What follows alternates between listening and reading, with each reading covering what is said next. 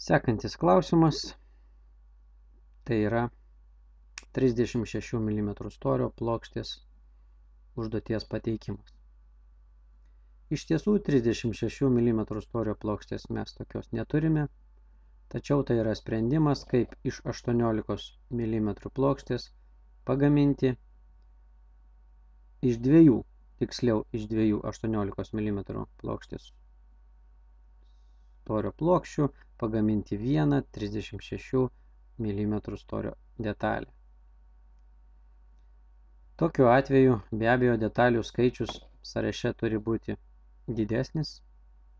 Jeigu man reikia 5 detalių, tai sąraše turi būti jų 10. Kažkokios tai pastabos, su kuria klijuoti, jeigu jų matmenys yra skirtingi. Pirmiausia, detalės matmenys pateikiami didesni, žinant proceso eigą, kad pradžioje detalės yra išpjaunamos didesnės, suklijuojamos, vėliau tik tais apipjaunamos iki reikiamo dydžio ir paskutiniam etape tik pereinama prie kraštinių laminavimo. Tai iš tiesų yra vėlgi apsunkinimas vartotojo ir kliento ir mes siūlome geresnį sprendimą ir paprastesnį jums. Tuo tarpu patys savo tolimesniuose procesuose prašome pakantumo, prašome tvarkingai pateikti užduotis, tuomet viskas nueina sklandžiai ir tiksliai. Taigi aš detalę numeris 1 pažymėsiu kaip 36 mm storio detalė. Na, pažymėsiu vieną detalę, tebūnie čia visur po vieną detalę. Taigi, sąraše aš turiu 10 detalių. Priimdamas gaminius, aš taip pat turėsiu gauti jų 10. Tuo tarpu mes pjausime jau 11, dvi iš jų bus suklijuotos ir padaryta viena. Jeigu šios detalės matmenys yra kitokie, 500 ant 500 mm, štai kraštinė laminuojama, vėlgi kraštinė. Atkreipiu dėmesį, kad prie šios plokštės tokio storio plokštės 0,4 ir 0,8 mm briaunos storio nebus, tik 2. Atmintinėje jūs tą informaciją rasite. O dabar paaiškinsiu, kaip sekantis procesas vyksta su 36 mm storio plokšte. Kažkuria prasme mano komentaras galbūt ir nereikalingas, galbūt tai yra vidiniai įmonės procesai, bet manau, kad kliento suvokimui apie užduočių pateikimą ir jų prasmę, tai būtų naudinga. Štai esame jūsų aplinkoje, tai yra kliento aplinka, kuri pritaikyta pagal įvairias funkcijas, kurias iki šiol aš pasakojau. Dabar kalbėkime apie kitą aplinką, tai yra kitos programos aplinka, kuri atlieka kitas funkcijas. Tai yra ant didelio lakšto plokštės, sakykime 2,80 m ant 2,7 m vertinant, reikia išdėlioti įvairių dydžių detalės ir išdėlioti taip optimaliai, kad pjaustant tiesiniais pjūviais susipjaustytų tvarkingai ir darbas būtų našus. Taigi, kuomet jūs pažymite prie pirmosios detalės 36 mm, kitoje aplinkoje mes turime nebe 10 detalių, o 11. Čia mes turėjome jų 10. Pjaustymui mes jau turime turėti 11 detalių. Maža to, ši programa pateikusi užduotis pjovimui vertina ir kito darbo centro, tai yra laminavimo techninės sąlygas. Vadinasi, laminavimo staklės prieš laminuojant tam tikrą kraštinę nufrezuoja ją 1 mm ir tik vėliau uždeda briauną. Plokščių pjaustymo išdėstymo ant lakšto programa tai įvertina ir prideda 1 mm prie tos kraštinės, kad kompensuotų praradimą, kuris bus sudarytas, kuomet laminuos šią kraštinę. Jeigu kraštinė nelaminuojama, tai nereikalinga, tas milimetras nepridedamas, jeigu laminuojama, reikalinga jį pridėti. 36 mm plokštės detalės atveju mūsų detalės išskaidomos į dvi, pirmoji ir 11 šiuo atveju. Ir kaip matote, viena iš jų įvertinta, čia jau kita aplinka, jūs jos nepažįstate, bet šitas stulpelis reiškia vieną kraštinę, ilgio šitas stulpelis kitą kraštinę. Ir čia jau nebe vienetukai, dvejetukai žymimi, o automatiškai parenkamas yra briaunos kodas.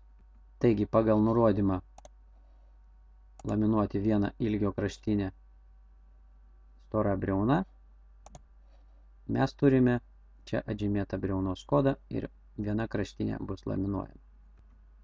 Tuo tarpu antroji šios detalės pusė, kadangi jinai susideda iš dviejų dalių, iš porelės, jau nežymima kaip laminuojama, kitu atveju būtų briaunos kiekis didesnis negu reikia, nukentėtų vartotojas, samata išaugtų, o tokia briauna yra žymiai brangesnė.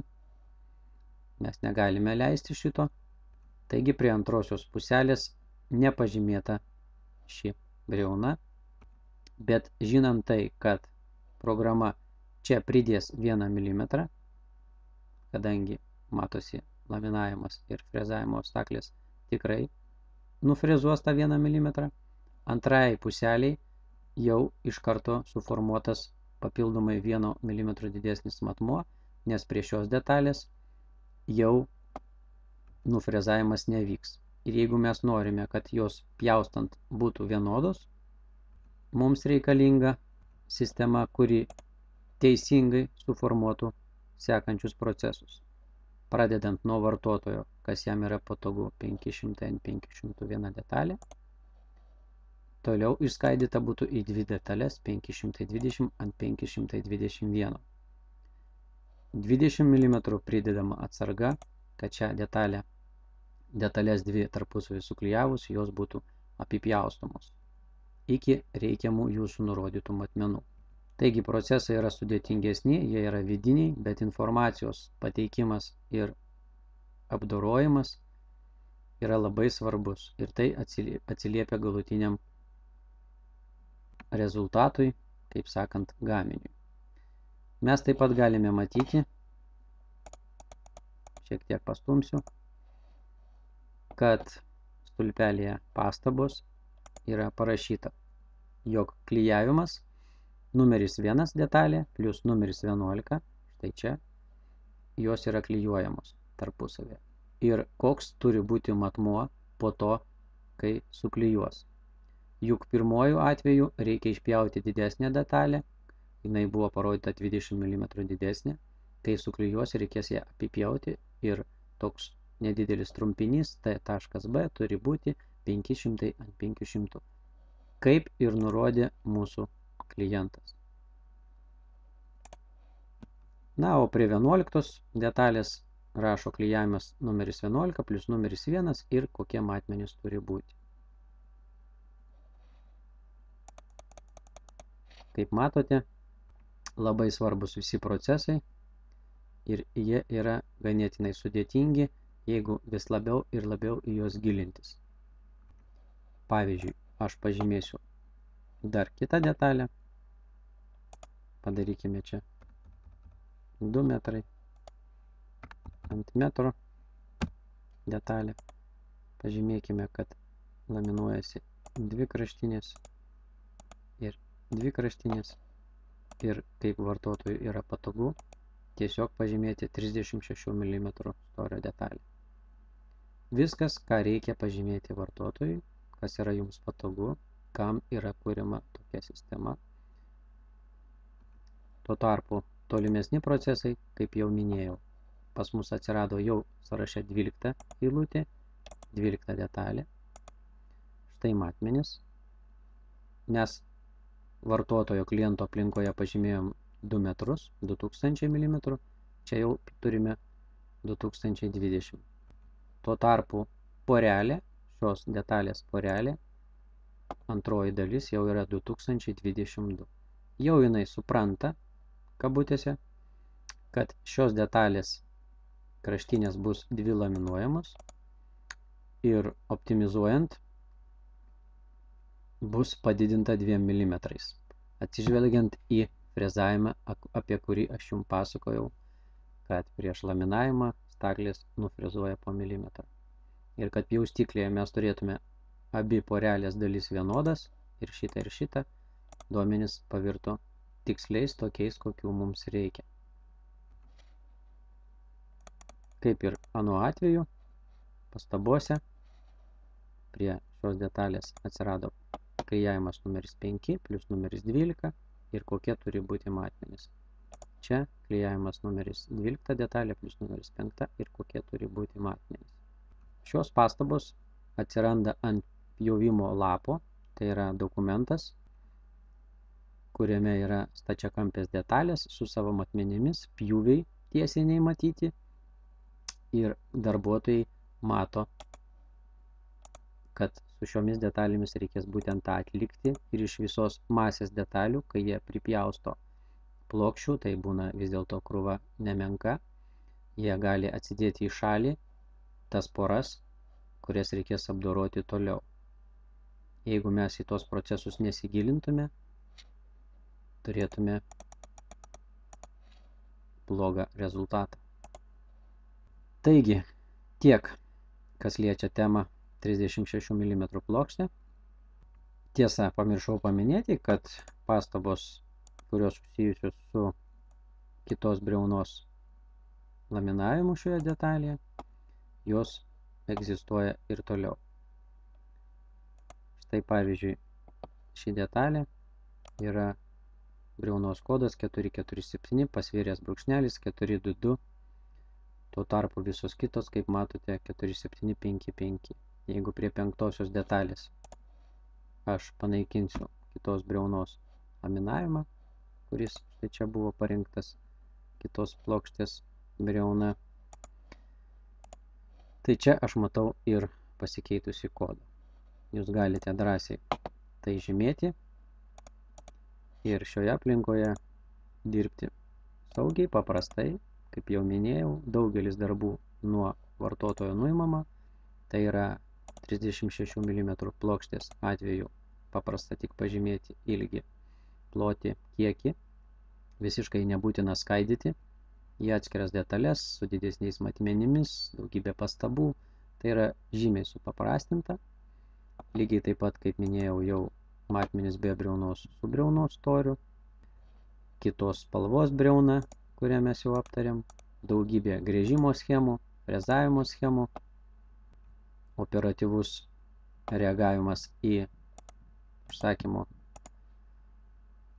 vertę, tai yra kiekiai visi matyti iš karto, dokumentas neužsigulės stalčiuje arba tarp krūvos kitų dokumentų, kuomet siunčiama yra daugybė užklausimų ir kuomet užklausimai yra siunčiami ne tokia forma, ne elektroninė forma, tai norint juos visus įvertinti, individualiai kiekvieną žymėjimą suvokti, nes kiekvienas klientas sugalvoja savo žymėjimą, kas kai kuriuos kartojasi be abejo šitas žymėjimas, bet šiaip tokioje masėje žymėjimai yra labai skirtingi, brėžiniai braižomi labai skirtingai, kartais jie nebraižomi, tiesiog suterliojami, turime įvairių situacijų ir mėginame šitą aplinką ir darbo aplinką pagerinti ir vartotojui, ir mums. Todėl, kaip ir minėjau, tikimės jūsų supratimo ir pakantumo ir tęskime darbą toliau.